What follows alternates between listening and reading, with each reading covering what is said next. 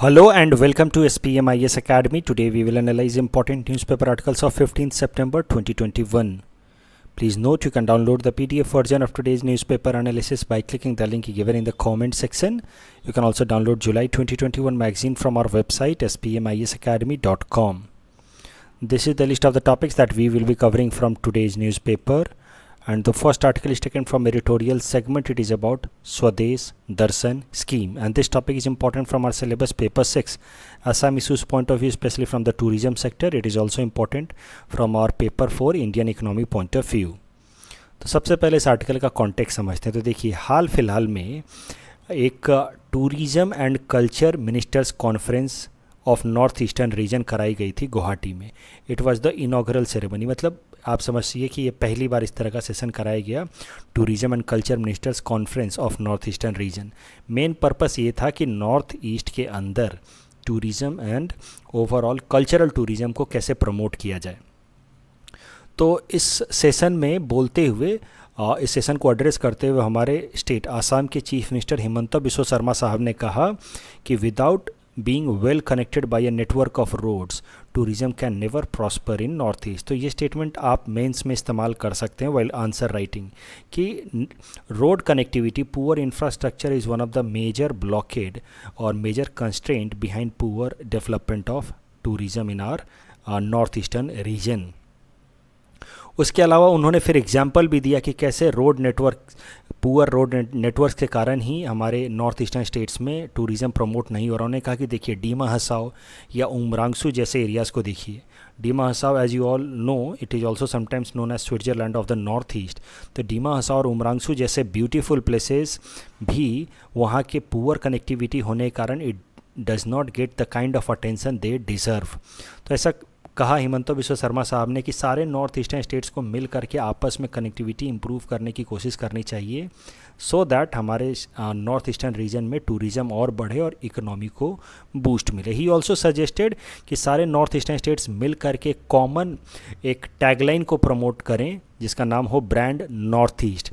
So this common tagline would attract tourist from other parts of India as well as abroad, and in that way tourism will get a boost in north eastern states. तो देखिए, let us see the factors responsible behind poor tourism in Assam. Poor transport links तो हमने देख ही लिया है. उसके अलावा lodging और बोर्डिंग प्रॉब्लम्स हैं for tourists, poor transport facility, lack of publicity. तो ठीक से हम पॉपुलराइज भी नहीं कर रहे हैं बाकी पूरे दुनिया, देश में या दुनिया में, कि हमारे नॉर्थ ईस्ट में कितने ब्यूटीफुल प्लेसेस हैं फॉर टूरिस्ट्स. तो ये पब्लिसिटी की भी ज़रूरत है. प्लस जो एक्सट्रीमिस्ट एक्टिविटीज़ थे नॉर्थ ईस्टर्न स्टेट्स में कई डिकेड से चलते आ रहे हैं. आपको अभी भी पता है, 2-3 दिनों पहले खबर आई थी कि armed forces special power act को 6 महीने के लिए और एक्सटेंड कर दिया गया असम में. वैसे तो Assam by and large is very peaceful now, but फिर भी armed forces special power act इतने डिकेड से चलता आ रहा है. दैट इज़ एन इंडिकेशन कि कभी ना कभी हमारे यहाँ पे एक्सट्रीमिस्ट एक्टिविटीज़ थे, लॉ एंड ऑर्डर के चैलेंजेस थे, और इस कारण से टूरिस्ट, जो बाहर के टूरिस्ट हैं, उनको कॉन्फिडेंस नहीं डेवलप होता है नॉर्थ ईस्टर्न रीजन में कि दे आर सेफ़. तो कहीं ना कहीं ये कॉन्फिडेंस उनको दिलाना होगा कि when they are touring the north eastern region they are completely safe, there will be no law and order issues. तो पुराने जो इंसर्जेंसी के प्रॉब्लम्स हैं, इंटरनल सिक्योरिटी के चैलेंजेस हैं, it has constrained tourism development in north eastern states. तो tourism को promote करने के लिए असम सरकार ऑलरेडी एक टूरिज़्म पॉलिसी ला चुकी है. That was brought in 2017 which was made effective from 1 January 2018 and it is valid for 5 years. इसका मेन फोकस एरिया था, इसको मेंस के लिए याद कर लीजिए, it will be very helpful. तो focus area for this tourism policy of Assam was to increase the maximum footfall in Assam, to promote tourism with vigorous massive campaign. Global Assam का एक ग्लोबल ब्रांड बिल्ड किया जाए with the tagline awesome Assam. Identify popular tourist destinations and develop infrastructure. और इसमें focus areas रखा गया था कि कौन कौन से अट्रैक्टिव चीज़ें होंगी आसाम के अंदर टूरिज़्म बढ़ाने के लिए. तो उसमें कामाख्या टेम्पल, उसके वहाँ पे Ambubachi Mela, one horn rhino, tea gardens of Assam, these were to be focus area under tourism policy Assam. This question can be directly asked in paper 6 APSC mains की टूरिज़्म पॉलिसी ऑफ असम 2017 के कुछ इंपॉर्टेंट फीचर्स बताइए. उसके अलावा एक और important feature, to promote spiritual tourism in Assam through brand Nilanchal under Prasad scheme, Shankar Dev trail और Swadesh Darshan scheme, इन सब के अंतर्गत स्पिरिचुअल टूरिज्म को भी असम में प्रमोट किया जाए। That was one of the important objective of tourism policy in Assam 2017। अब कुछ रिसेंट अनाउंसमेंट्स देखते हैं, रिसेंट इनिशिएटिव्स देखते हैं in order to promote tourism in Assam. तो स्वदेश दर्शन स्कीम, ये क्या है स्वदेश दर्शन स्कीम, इसके बारे में मैं आगे बताऊंगा। ये भारत सरकार की एक स्कीम है, लेकिन स्वदेश दर्शन स्कीम के अंतर्गत एक इम्पॉर्टेंट इनिशिएटिव लिया गया है जिसमें 16 नए प्रोजेक्ट स्टार्ट किए जाएंगे नॉर्थ ईस्टर्न रीजन में in order to promote tourism. Prasad scheme के अंतर्गत 200 करोड़ का एक नया प्रोजेक्ट लाया जा रहा है। प्रसाद फुल फॉर्म है pilgrimage rejuvenation spiritual heritage augmentation drive scheme. नाम से आपको पता चल रहा होगा कि जो स्पिरिचुअल या कल्चरल टूरिज्म है उसको प्रमोट किया जाएगा अंडर दिस प्रसाद स्कीम। उसके अंतर्गत 200 करोड़ रुपए खर्च किए जाएंगे in the north eastern state. उसके अलावा विस्टा डोम ट्रेन चलाया गया है। विस्टा डोम ट्रेन देखिए इस तरह का कुछ होता है, मिरर उसमें ग्लास लगे होते हैं ज़्यादातर रीजन में, so it gives a 360 degree view. ये जो विस्टा डोम प्रोजेक्ट चलाया जा रहा है through the 2 popular routes in north east from Guwahati to New Haflong in Assam and New Jalpaiguri to Alipurduar junction in north Bengal. तो ये नॉर्थ ईस्ट में तो एग्जैक्टली नहीं है दूसरा वाला, लेकिन कम से कम हम ये जो पहला वाला है गुवाहाटी से New Haflong through this vista dome tourist special train, इससे आप उम्मीद कर सकते हैं कि असम के अंदर टूरिज्म को प्रमोशन मिलेगा। उसके अलावा असम दर्शन स्कीम असम सरकार ने शुरू किया था in order to promote cultural and spiritual tourism within Assam. तो ये सब कुछ इनिशिएटिव्स हैं टूरिज्म को प्रमोट करने के लिए। अब जैसा कि मैंने आपको बताया कि स्वदेश दर्शन स्कीम और प्रसाद स्कीम के बारे में मैं आगे बताऊंगा। स्वदेश दर्शन स्कीम के अंतर्गत 16 नए इनिशिएटिव्स लिए जा रहे हैं, नए प्रोजेक्ट्स लाए जा रहे हैं नॉर्थ ईस्ट में। तो देखते हैं क्या है Swadesh Darshan scheme.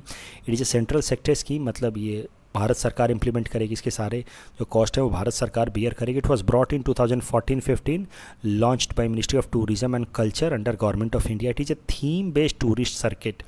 Theme based मतलब अलग अलग एरियाज़ में अलग अलग थीम पे एक सर्किट बनाया जाएगा। फॉर एग्जांपल इस रीजन में हिमालयन सर्किट बनाया जा रहा है, तो जैसे कृष्णा सर्किट बनाया जा रहा है इस रीजन में। और उसके अलावा आप देखिए महाभारत सर्किट, बुद्धिस्ट सर्किट, तो जहाँ पे बुद्धा के लाइफ से जुड़े हुए कई सारी चीज़ें, कुशीनगर वगैरह, बोध गया, वहाँ पे बुद्धिस्ट सर्किट बनाया जा रहा है। तो इस तरीके से अलग अलग रीजन्स में, इंडिया के अलग अलग जोन्स में अलग अलग circuit, theme based circuit develop किए जा रहे हैं। Total 15 thematic circuits are being developed under Swadesh Darshan scheme. उसके अलावा दूसरा है Prasad scheme, National Mission on Pilgrimage, Rejuvenation and Spiritual Augmentation Drive. It was also started in 2014-15 by Ministry of Tourism in order to promote pilgrimage tourism in India. तो जो अलग अलग धार्मिक स्थल हैं वहाँ पे टूरिज़्म प्रमोट करने के लिए प्रसाद स्कीम लाया गया था। वैसे एक और बात जाननी चाहिए आपको, वैसे बहुत इंपॉर्टेंट नहीं है, इसका पहले नाम हुआ करता था प्रसाद, इसमें एच नहीं हुआ करता, लेकिन 2017 अक्टूबर में इसका नाम में चेंज करके इसमें हेरिटेज भी जोड़ दिया गया और इसका नाम कर दिया गया प्रसाद। तो हेरिटेज बाद में जोड़ा गया, इसका मतलब ये है कि सिर्फ अब स्पिरिचुअल नहीं, तो ऐसे जो हेरिटेज एंशिएंट डेस्टिनेशंस हैं उनको भी इंक्लूड कर लिया गया under this Prasad scheme in 2017 अक्टूबर। तो 2017 अक्टूबर में इसका नाम बदलते ही इसके थोड़े से ओवरऑल इसका ऑब्जेक्टिव भी बदल दिया गया। कल्चरल और स्पिरिचुअल डेस्टिनेशन के अलावा हेरिटेज डेस्टिनेशन को भी इसके अंतर्गत टारगेट किया जाता है। इस पूरे टॉपिक के बेसिस पे हमने ये प्रैक्टिस क्वेश्चन आपको दे रखा है, मेंस प्रैक्टिस क्वेश्चन आने वाली एपीएससी प्रीलिम्स में पूछा जा सकता है। जो भी मैंने आपको पढ़ाया उसके बेसिस पे एक क्वेश्चन आप अटेम्प्ट कर सकते हैं। Please attempt this question and you can submit the answer in the comment section. The next article is taken from National segment. It is about official languages of India, and this topic is important from our syllabus paper 2 post consolidation history. तो सबसे पहले समझते हैं कि article क्यों आया है, official language की बात क्यों हो रही है। तो आपको पता है Hindi is one of the official language of India for union of India. तो हिंदी से रिलेटेड ये करंट डेवलपमेंट है। हिंदी दिवस कल मनाया गया था, यानी कि 14 सितंबर 2020 को। हर साल 14 सितंबर 2020 को हमारे देश में हिंदी दिवस मनाया जाता है। It was on this day in 1949 that the constitution assembly adopted Hindi. As you all know, it is an Indo-Aryan language. So Hindi on this particular day, 14 September 1949, was adopted as official language of India. Hindi written in Devanagari script. तो इसी कारण से 14 सितंबर 1949 को Hindi written in Devanagari language को हमारे देश का ऑफिशियल लैंग्वेज बनाया गया एट सेंट्रल लेवल। इस कारण से 14 सितंबर को हिंदी दिवस से के नाम से मनाया जाता है पूरे देश भर में। लेकिन Hindi as an official language को लेकर के काफ़ी कंट्रोवर्सी रही है, वो कंट्रोवर्सी भी आपको जानना चाहिए फ्रॉम मेंस पर्सपेक्टिव। तो national language issue was one of the major issue even before independence. Independence से पहले से ये क्वेश्चंस चल रहे थे, जब लग रहा था कि देश आज़ाद हो जाएगा, कि हमारे देश का लैंग्वेज क्या होगा, नेशनल लैंग्वेज क्या होगा। महात्मा गांधी फेवर में थे कि हिंदी को एक देश का नेशनल लैंग्वेज डिक्लेयर कर दिया जाए, जिससे हमारे देश में यूनिटी बढ़े। लेकिन बहुत सारे जो नॉन हिंदी स्पीकर्स थे वो इसको अपोज कर रहे थे। उनका मानना था कि इससे उनकी एम्प्लॉयमेंट अपॉर्चुनिटीज़ रिस्ट्रिक्ट होंगी if Hindi becomes national language. So definitely अगर जो नॉन हिंदी स्पीकर्स हैं they will be at disadvantageous position. तो ये काफ़ी डिबेट विगरस हो गया जस्ट आफ्टर इंडिपेंडेंस। कुछ सपोर्टर्स थे हिंदी के, उनका मानना था कि it will promote unity and integrity in India, सब लोग एक लैंग्वेज धीरे धीरे बोलेंगे। एंड एनीवे हिंदी के सपोर्टर्स कहते थे कि largest number of the speakers, जिस भी लैंग्वेज को अगर कंपेयर किया जाए तो सबसे ज़्यादा तो हिंदी बोलने वाले ही लोग हैं हमारे देश में, तो that way Hindi was being supported. लेकिन हिंदी को अपोज करने वाले लोग कह रहे थे कि it is unfair for non Hindi speakers, हमें एम्प्लॉयमेंट में चैलेंजेस मिलेंगे। प्लस उनका कहना है कि हिंदी में भी कौन सी हिंदी मानी जाए, हिंदी के भी तो कई सारे डायलेक्ट्स हैं, कई सारे तौर तरीके हैं, तो which dialect of Hindi should be considered as official language. तो वो कह रहे थे कि हिंदी अपने आप में प्योर नहीं है, इसीलिए it should not be declared official language. तो ये सब कुछ डिबेट्स थे जो कॉन्स्टिट्यूएंट असेंबली में भी किए गए कि हिंदी को ऑफिशियल लैंग्वेज बनाया जाए यूनियन लेवल पे या ना बनाया जाए। तो उस टाइम पे फिर एक फार्मूला दिया गया कॉन्स्टिट्यूएंट असेंबली में, मुंशी अयंगर फार्मूला। तो के एम मुंशी अयंगर साहब ने मिल करके ये फार्मूला दिया। उन्होंने कहा कि देखिए हिंदी को तो ऑफिशियल लैंग्वेज बनाते ही हैं, साथ ही साथ इंग्लिश को भी ऑफिशियल लैंग्वेज की तरह कंटिन्यू करते हैं फॉर 15 ईयर्स। तो 15 साल तक हिंदी और इंग्लिश दोनों को ऑफिशियल लैंग्वेज रखेंगे, 15 साल बाद इंग्लिश हटा देंगे और तब तक जो नॉन हिंदी स्पीकर्स हैं वो हिंदी सीख लेंगे, तो इससे फिर आगे उनको कोई चैलेंज नहीं होगा। तो that was the Munshi Ayyangar formula proposed in order to resolve this dispute. लेकिन जब 15 साल पूरे होने को आए लगभग 1963 में, तो फिर एक कानून बना करके सरकार ने ऑफिशियल लैंग्वेज एक्ट 1963 बना करके हिंदी को अकेला ऑफिशियल लैंग्वेज डिक्लेयर कर दिया। आई होप आपको बात अभी तक समझ आ रही है कि कॉन्स्टिट्यूएंट असेंबली ने कहा कि 15 सालों तक हिंदी और इंग्लिश दोनों ऑफिशियल लैंग्वेज रहेगा। तो लगभग 15 साल जब पूरे होने वाले थे तो 1963 में ऑफिशियल लैंग्वेज एक्ट ला करके हिंदी को अकेला सोल ऑफिशियल लैंग्वेज डिक्लेयर कर दिया गया। अब उसके बाद बहुत सारे प्रोटेस्ट होने शुरू हो गए, खासकर साउथ इंडिया में, कि नहीं हम हिंदी को सोल ऑफिशियल लैंग्वेज नहीं मानेंगे। So there were many protest in non Hindi speaking states, they wanted English to continue as official language. और जब ये प्रोटेस्ट बहुत बढ़ गया तो 1967 में उस टाइम की इंदिरा गांधी सरकार ने ऑफिशियल लैंग्वेज एक्ट को अमेंड करके हिंदी के अलावा इंग्लिश को भी अडॉप्ट कर लिया एज एन ऑफिशियल लैंग्वेज। तो देखिए ऑफिशियल लैंग्वेज एक्ट 1963 ने तो हिंदी को बनाया था ओनली ऑफिशियल लैंग्वेज, लेकिन उसमें अमेंडमेंट कर दिया गया and that amendment allowed for continuation of English alongside Hindi in Indian government indefinitely कोई 15 साल 20 साल का टाइम नहीं दिया, indefinitely until the legislation is pass to change it. तो सरल शब्दों में कहें तो कॉन्स्टिट्यूएंट असेंबली ने कहा हिंदी इंग्लिश दोनों रहेगा, इंग्लिश 15 साल तक रहेगा, उसके बाद हट जाएगा। तो 1963 में ऑफिशियल लैंग्वेज एक्ट लाया गया और बोला गया कि आज से सिर्फ हिंदी रहेगी ऑफिशियल लैंग्वेज। लोगों ने प्रोटेस्ट करना शुरू किया, साउथ इंडियन स्टेट्स ने। तो उसके बाद बहुत सालों के प्रोटेस्ट के बाद 1967 में सरकार ने उसको अमेंड किया ऑफिशियल लैंग्वेज एक्ट और कहा कि ठीक है हिंदी इंग्लिश दोनों कंटिन्यू होगी इनडेफिनेट टाइम तक, उसका कोई भी टाइम बाउंड नहीं रहेगा। लेकिन हिंदी से रिलेटेड कुछ इंपॉर्टेंट प्रोविजंस देख लेते हैं। हमारा कॉन्स्टिट्यूशन तो आर्टिकल 343 तो यही कहता है कि official language will be Hindi in Devanagari script, लेकिन ये जो कानून लाया हमने official language act 1963, it allows Hindi and English both to be used as official language of India. उसके अलावा article 351 is also related with Hindi which mentions that the directives which ask the union government to take measures to promote or develop Hindi language, and it shall be duty of the union to promote and spread the Hindi language. इस topic के basis पे ये practice question हमने आपको दे रखा है। Please attempt this question and you can submit the answer in the comment section. The next article is taken from Science and Technology segment. It is about Precision Guided Sterile Insect Technique, PGSIT, and this topic is important from our syllabus paper 4 Science and Technology point of view. तो क्या है PGSIT technique? देखिए, ये एक तरह का mosquito है, Aedes एजिप्टिस mosquito. ये मॉस्क्यूटो डेंगू, चिकनगुनिया, जीका कराने वाले वायरसेस को ट्रांसमिट करता है, एडिस एजिप्टिस मॉस्क्यूटो। अब इस एडिस एजिप्टिस मॉस्क्यूटो को इस PGSIT टेक्निक की मदद से इसको स्टेराइल बनाया जा सकता है। देसी हिंदी शब्दों में कहें तो नपुंसक, sterile. It may be made infertile with help of this technique. It is a gene altering technique, genetically modify करने वाली टेक्निक है, और इसको इस तरह से जेनेटिकली मॉडिफाई किया जा सकता है इस PGSIT टेक्निक से कि ये स्टेराइल हो जाएगा। जब स्टेराइल हो जाएगा तो फिर ये अगर मेटिंग करेगा भी फीमेल एडिस एजिप्टिस मॉस्क्यूटो से, तो भी नए मॉस्क्यूटोस तो बनेंगे नहीं, ब्रीडिंग होगी नहीं एग्स, और जो एग्स भी बनेंगे वो एग्स भी इनफर्टाइल होंगे। तो इस तरीके से फिर फ्यूचर में होगा क्या कि इन तरह के मॉस्क्यूटोज़ की पॉपुलेशन कम हो जाएगी, और फिर उम्मीद की जा सकती है कि डेंगू, चिकनगुनिया और जीका वायरस के भी केसेस कम हो जाएंगे। इस PGSIT टेक्निक से दो काम किए जा सकते हैं। मेल मॉस्क्यूटोज़ को स्टेराइल बनाया जा सकता है और फीमेल मॉस्क्यूटोज़ को फ्लाइटलेस बनाया जा सकता है, मतलब उनकी उड़ने की शक्ति को ख़त्म किया जा सकता है with the help of this PGSIT technique. PGSIT technique नाम से आप समझिए, precision guided sterile insect technique, मतलब मॉस्क्यूटोज़ को स्टेराइल बनाने वाली ये टेक्निक है। ये टेक्निक कैसे काम करती है वो भी समझिए।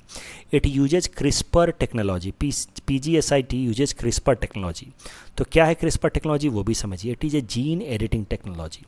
जो मॉस्क्यूटोज होंगे उनके जीन को ही एडिट कर दिया जाएगा। CRISPR technology overall gene editing technology है, जो इंसानों में भी यूज किया जा सकता है। उनके जीन को, उनके DNA को बदला जा सकता है with help of this technology. उसी टेक्नोलॉजी की मदद से मॉस्क्यूटस को भी जीन को बदला जा सकता है। जैसे आप देखिए DNA है, आप ये जो रिप्रेजेंटेशन है, it just is to help you appreciate कि ये कैसे काम करेगा। This CRISPR is like this scissor. अब एग्जैक्टली ऐसे नहीं होता है, ये तो खाली थीमेटिक रिप्रेजेंटेशन है, but this CRISPR will be like this scissor.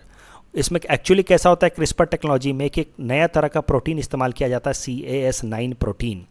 ये CS9 प्रोटीन की मदद से DNAs को काटा जा सकता है और कोई नया कुछ DNA मॉलिक्यूल ऐड किया जा सकता है। तो इससे होगा क्या कि ओवरऑल जेनेटिक कंपोजिशन फीचर्स बदल जाएंगे। तो मॉस्क्यूटोज़ के अंदर भी उसके DNAs को एडिट किया जाता है with help of this CRISPR technology.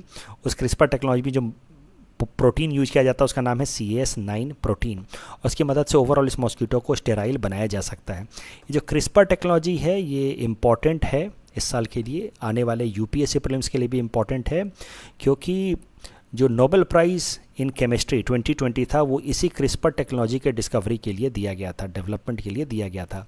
Emmanuel Charpentier of France and Jennifer Doudna of US won Nobel prize in chemistry in 2020 for discovery of this gene editing technique. तो इन्होंने ये जीन एडिटिंग टेक्निक 2012 में discover कर लिया था CRISPR technology, लेकिन उसके लिए इनको नोबेल प्राइज़ मिला 2020 में। इस टॉपिक के बेसिस पे ये प्रैक्टिस क्वेश्चन हमने आपको दे रखा है। Please attempt this question and you can submit the answer in the comment section.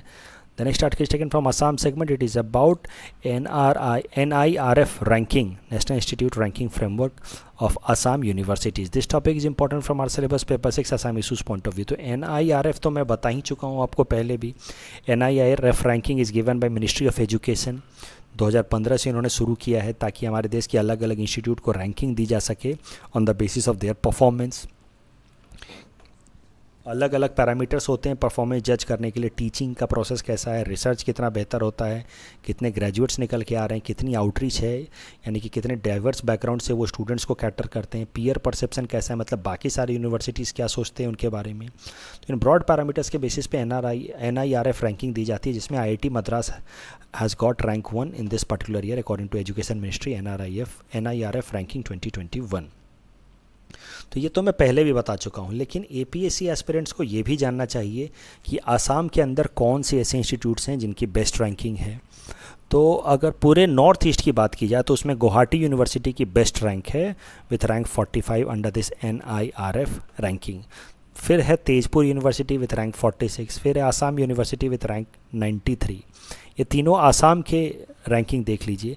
अगर पूरे नॉर्थ ईस्ट की बात की जाए तो पहले नंबर पे गुवाहाटी यूनिवर्सिटी, दूसरे पे तेजपुर, तीसरे पे आ जाएगा Nehru university with rank 59 which is based in Shillong. तो ये सब कुछ यूनिवर्सिटीज़ हैं जो टॉप 100 में हैं, ये 3 आसाम के, ये शिलोंग से हैं. उसके अलावा Mizoram university, Dibrugarh university, Rajiv Gandhi university in Arunachal Pradesh, all of them failed to secure position within top 100. अगर गुवाहाटी यूनिवर्सिटी की बात की जाए, द बेस्ट रैंक यूनिवर्सिटी, तो इसका स्कोर रहा है 47.5 एंड रैंक हैज़ बिन 45.